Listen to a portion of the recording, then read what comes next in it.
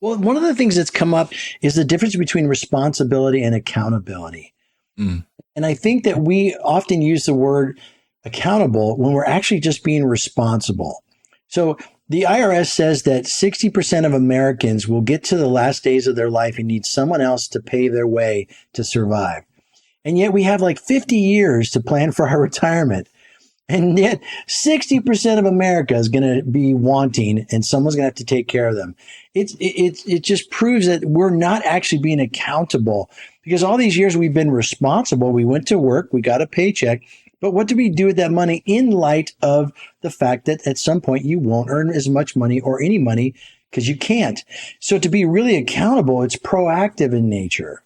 If I eat donuts every morning, I'm getting fatter and fatter until I all of a sudden become a diabetic. Well, then I can be responsible and take my insulin shots. But I could have stopped eating the donuts and been accountable to better health practices so I don't become diabetic. Accountable is proactive. Responsible is reacting. So if you have a company with a bunch of goofy employees and you get them in line and you tell them how to behave, that's being responsible. But accountable would say, look, if we've got all these people with challenges at home and financial issues and marriage problems, they're going to show up at work in a bad shape. Why don't we make a plan proactively to care for them? Why don't we have a quarterly event where we teach our employees life skills, like how to have a budget so that they don't have too much debt and they have to work a second job at night and show up exhausted at work and in a bad mood just to get by? Or why don't we have a seminar on how to have a good marriage? It's not my business. You're not asking how their marriage is. You're just teaching the principles of good marriage.